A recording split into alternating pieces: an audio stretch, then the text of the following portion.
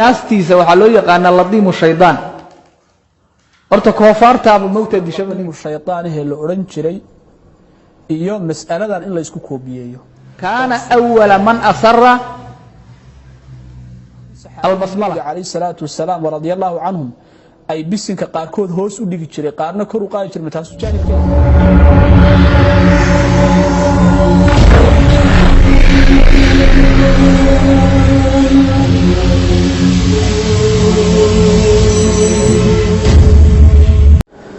الحمد لله رب العالمين والصلاة والسلام على أشرف الأنبياء والمرسلين سيدنا محمد وعلى آله وصحابته والتابعين لهم بإحسان إلى يوم الدين. ولا ليال إن شاء الله تعالى كلن ككن وحين ربنا إنه تعليق كبحنه هذا أو نين وذاذه دوان شيدي سانفيليه social media dhexmar marayay hadalkaas oo ahaa aysan jirin. hadda xaafidkan kitaabkan la yiraahdo tahdiibka bal fiirsho wax uu ku qoray hadda korna waan sheegay tahdiibka wuxuu soo guurinaa nin la yiraahdo Amr ibn Sa'id al-Ashdaq nimanka umawiyiinta ayuu kamid ahaa.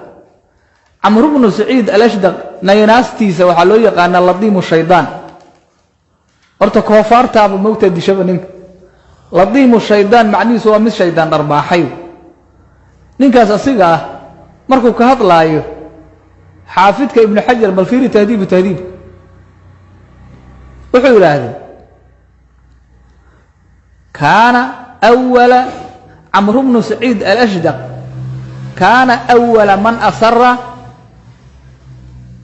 البسملة. عمرو بن سعيد الأشدق وحوها يولاد بالسن قفص الرئيسة قفك أهري وهوس أرقه محو سمي مخالفة لابن الزبير عبد الله بن الزبير ومركز الدولمات كو أهيان وحرم ككتلين أي خلافت أو خلافة أيوه حول هذه ووسو الرئيسان أي علشان وحابا لقد اكتب شعاري اسكو قرتام اي كوحديث هربسن سرستبا انه اي عام كن نقدان ما دام عبد الله بن الزبير او سوق للجهر لانه كان يجر بها يراد maxay عبد الله بن الزبير uu la jahri jiray suuq basmada uu la jahri jiray marka ninkan wuxuu noqdo yiraahdo si ciidamanka isaga qasman kaana awwala man asarra bil basmala ayuu noqdo yiraahdo marka wuxuu waa siyaasadaasba markaas wuxuu yiraahday rawaahu shaafi'i wa ghayruhu bi isnaad sahih hadalkaasna imaam shaafi'i iyo qeyrkiisa sanad sahih hadalkaas sida ku dhageysateen ama ka muuqata wuxuu ka warramayaa masalada basmalada ama bisinka in hoos loo dhigo isagoo sheegaya inay tahay arrin la siyaasadeeyay oo bilowgeedii ku soo bilaabatay siyaasad. hadalka insha Allah ta'ala waxaynu ka dul istaagi doonaa ilaa 6 qodob si kooban. qodobka koowaad waa baraarujinayno masaa'ilka cilmiga ahi waxay leeyihiin maraatib khilaafkooduna wuxuu leeyahay maraatib khilaaf aqadiya jira oo usuusha diinta ku wajahan ama labada qof ay iskhilaafsani waxay isku khilaafsan yihiin oo yahay asal usuusha diinta kamid ah. waxaa jira khilaaf farci ah ama fiqhi ah oo ijtihaad aqbala masaa'ilka noocaasna isku si loogama hadlo. mas'alo walba talabatul cilmi waa yaqaanaan miisaankeeda iyo martabadeeda ay leedahay iyo habka loo tanaawulo marka laga hadlayo ee la taxliilinayo ama aqwaasha ku jirta laga warramayo. marka waxaa la dhihi karaa aqoon darro iyo warhayn la'aan masaa'ilka cilmiga ah iyo maraatibtooda aan loo warhaynin ayaa keena in mas'alo noocaas oo kala sidan loo dhigo oo maaragtay heerka la gaarsiiyo. taas marka waa qodob kama warrami doono inaynu xujooyinka iyo mas'aladan ka mas'ala ahaan inaan uga hadalno wax badan isku daalin mayno sababtoo ah bisinka kor ma loo qaadaa mise hoos ma loo dhigaa ومسألة فقهية وصينا أركي دون خلاف كذي إلى وقت الصحابة تشري إلى ما أنت نتشره قف كنا لبضع قوله كتشره هذا مذهب كو قاطع منا أيضا وحساسية يا واحد بعتها لهان شرين أهل العلم أكتوده إلى ما لنتي خلاف كذا بالوضع إلى ما أنت يتشونه waxaan rabaa marka kayfiyada culimadu u tanaawuli jireen masaladan oo kale marka hore inaan hal qodob ka soo qaadano waa kitaabka al-Jaami' as-Sahih lil-Imam at-Tirmidhi rahimahullahu ta'ala wa aan ku Jaami' at-Tirmidhi ama Sunan al-Imam at-Tirmidhi rahimahullahu ta'ala waxaana danta aan kale ay tahay inaan tilmaano culimada muslimiintu markay masaladan ka hadlayeen ma masalo waxay uga hadli jireen sida hadda wadaadkani sheegay mas'ala siyaasadeed oo loo yaqaan inay qolo siyaasad u keensatay oo si siyaasadaysan dadka ugu keentay mise mas'ala caadi ah oo bisinka kor u qaadidiisa hoos u dhigidiisa labaduba laba qowl oo la yaqaan oo ahlu cilmigu leeyihiin oo mutawafir ah oo adiladooda leh bay u arkayeen halka kitaabkan aan kaga goobsanaynaa Imam Tirmidhi rahimahullahu ta'ala wuxuu baabaystay Imam Tirmidhi rahimahullahu ta'ala kitaabkiisan باب ما جاء في ترك الجهر بسم الله الرحمن الرحيم وبابك بقول يسديتن يا كتابك بابك كحيغنا وبقول سديتن يا كو اهنا وحو بابيستي باب من راى الجهر بسم الله الرحمن الرحيم وفيرسو ولا باب اسكو خيغا ايو بابنا وحو بابيستي باب ما جاء في ترك الجهر بسم الله الرحمن الرحيم وحو باب يحيى وحي كيمد انان بسنك كور لو قادين او لا جهرين dabeetana wuxuu keenay xadiiska Abdullah ibn Muqaffal ee wiilkiisu ka warinayo oo uu yiri sami'ani abi wa ana fi salati aqulu bismillahir rahmanir rahim faqala li ay bunayya muhdathun iyyaka wal hadatha qala wa lam ara ahadan min ashabi rasulillah sallallahu alayhi wasallam kana abqad ilayhi al hadath fi al islam yani minhu abahay baa maqlay waa saxaabi Abdullah ibn Muqaffal ayaa maqlay anoo bisinka akhrinayo wuxuu igu yiri wiilkayga ha akhriin وبدعة إن كر الله قاضئه نبي قداشي سان كنت كذي قال بوحي مركز صحابي وقد صليت مع النبي صلى الله عليه وسلم وأبي بكر وعمر ومع عمر ومع عثمان فلم أسمع أحدا منهم يقولها فلا تقولها إذا أنت صليت فقل الحمد لله رب العالمين أبو عيسى بحوي مركز الترمذي رحمه الله تعالى وإنت أنا وصعده حديث كان وحديث هذا الكتره للإنصاف والعدالة وعلماء بدن قبان إنه حديث حسن يهي سيده هذا الترمذي لها حديث عبد الله بن مغفل حديث حسن علماء كان الله وحي قبان إنه حديث ضعيف يهو علل بأسمين يعني وعلل بوليه طيب هل كان نصعد هل كان سماها حديث كان سي حديث وصح هذا الباكوتشرة لكن أبو عيسى محيري والعمل عليه عند أكثر أهل العلم من أصحاب النبي صلى الله عليه وسلم منه أبو بكر وعمر وعثمان وعلي وغيرهم ومن بعدهم من التابعين وبه يقول سفيان الثوري وابن المبارك وأحمد وإسحاق لا يرون أن يجهر ببسم الله الرحمن الرحيم قالوا ويقولها في نفسه لما أنتم علماء رأسوا الشيخ والصحابة يا التابعين يا أتباع التابعين يا أئمة أفرتها قيب كم يدكوشران بسن ما آخرنا يبينهن أما هوس بقول لغايا هوس أيقول لغايا بابكي كحيغي بو كاني باب من راى الجهر بسم الله الرحمن الرحيم علماء كلا ايغنا قوا بسم الله الرحمن الرحيم من كور لو قادايو markaas wuxuu keenay asagana xadiiska ابن عباس كان النبي صلى الله عليه وسلم يفتتح صلاته ببسم الله الرحمن الرحيم حديث كاسو كاني markaas wuxuu yiri hada حديث ليس اسناده بذاك وحديث ان سندkiisu xoog badnayn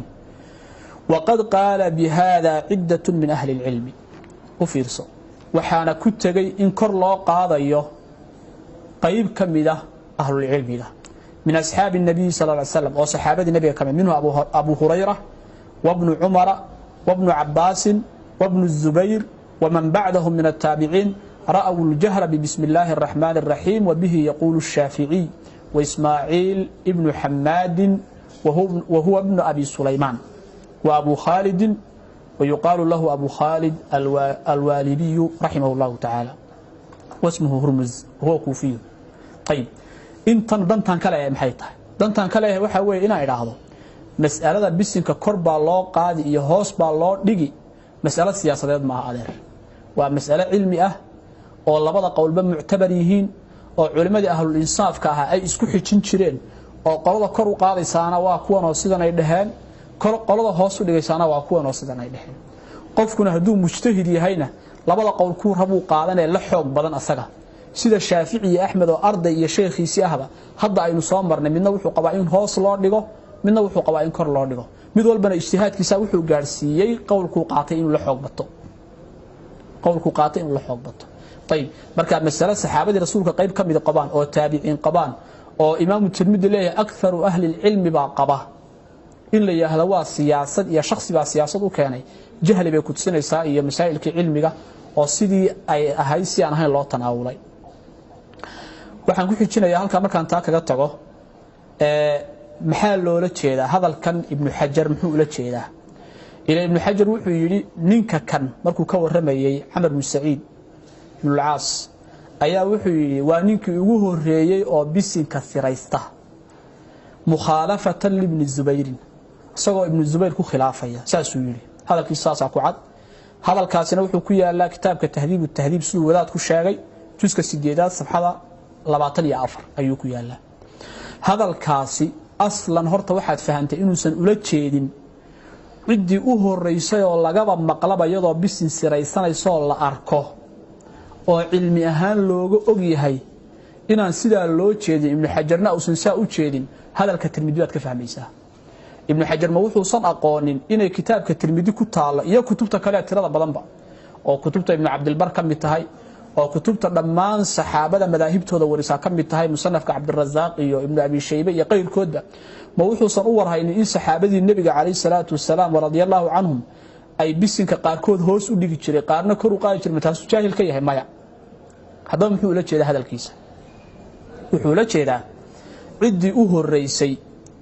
oo bisinkii iska banaana in kor loo qaado iyo in kor loo hoos loo dhigo ama culimadu ay labada ra'yiba ku lahaayeen cidii u horeysay oo intay ayadu si gaar ah u adeegsato dadka ku fardida oo ka dhigta shicaar cid lagu khilaafaya ka dhigta taasoo ka hadlaya ninkan uu ahaa buu yiri cidii ugu horeysay طيب cidii ugu horeysay ninkan ay ahay inay saa tahayna dhowr arrimood baa ku tusinaya tilmaamida ibn xajar tilmaamay laftigeeda ku tusinaysa mukhalafatan ibn Zubayr labada nin oo ishayay ayaa ninkani wuxuu madaahibtii la yaqaanay kamid dadka ku xambaaray marka horta waa in halka la fahmaayo ninkan waxa lagu haystaa ma aha inuu mas'alo cusub keenay mas'alo jirtay fardinta oo dadka ku fardiyay iyadoo waasica oo waxay naqaanaa masaa'ilka aqwaashu ku jiraan de culimadu dood baa ka taagan ma fardin kara madaahibta kamid ah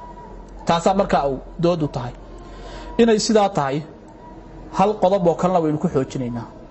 halka qodob waxa weeye ibn xajar laftigiisu ma qabo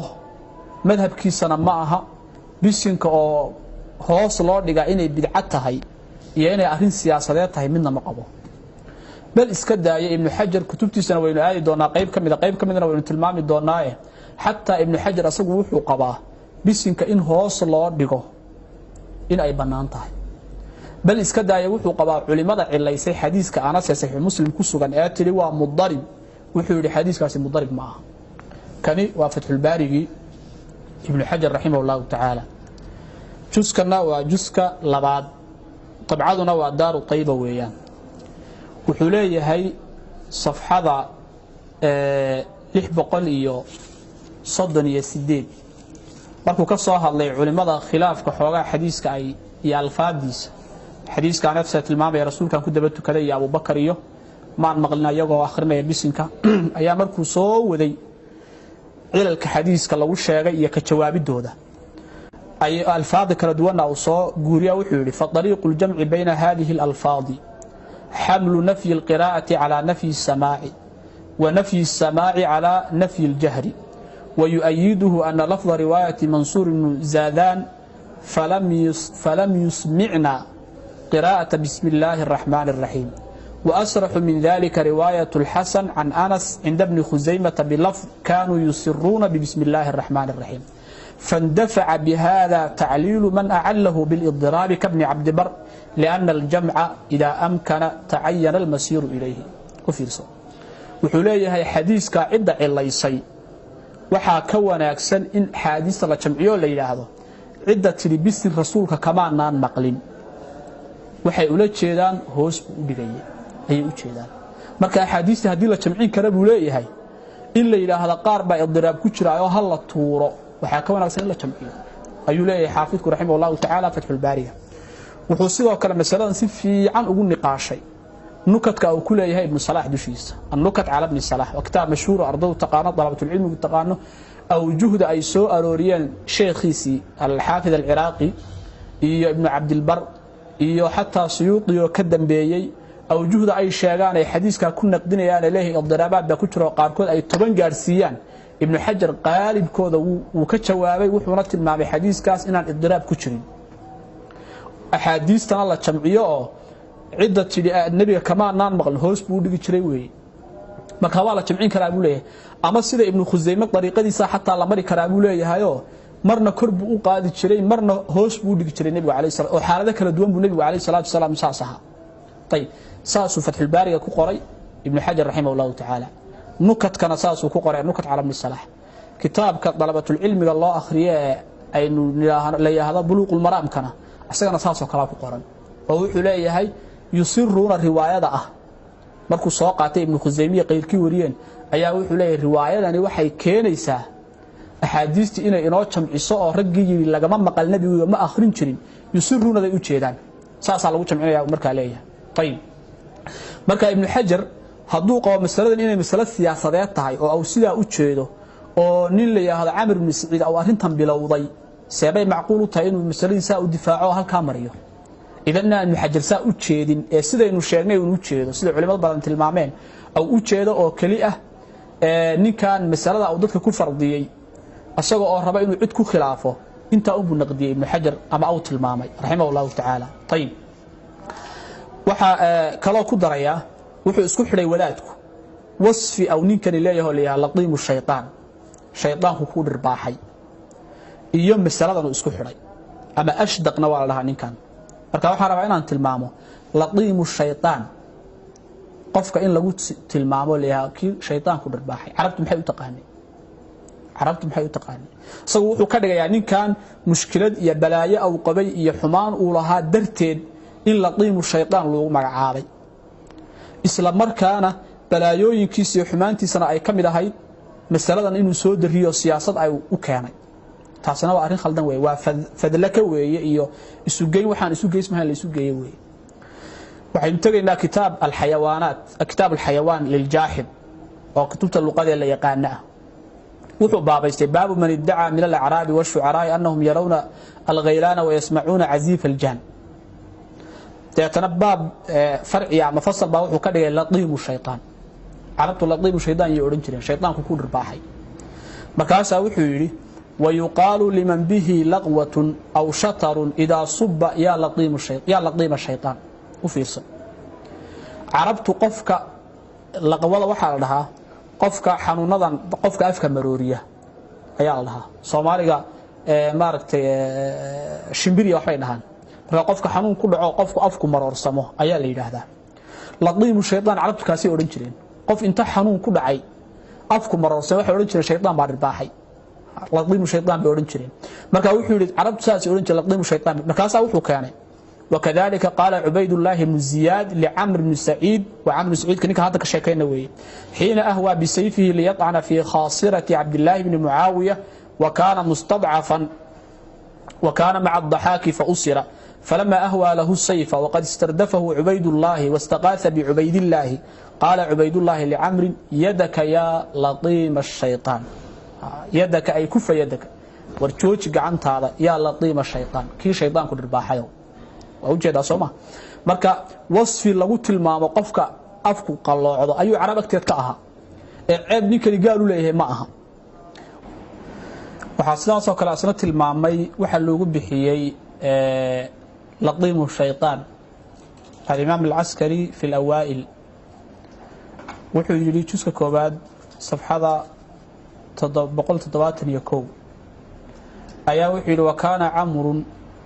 yusama alashdaq litashaaduqihi fi lkalaami qaala shaaciru tashaadaqa xataa maala bilqowli shadquhu wakulu khatiibin laa abaa laka ashdaqu waa qowl in sidaa loogu bixiyey ashdaq waxaa loogu bixiyey buu yidhi ninkani wuxuu ahaa nin fasiix ah oo aftahana ayuu ahaa carabtuna ashdaq way yidhaahdaan ninku markuu aftahan yahay oo uu yahay nin fasiix ah oo ama gabya ama jeediya hadal khudbadahoo xeel dheer waa la dhahaa sida hadda beydkana uu sheegayo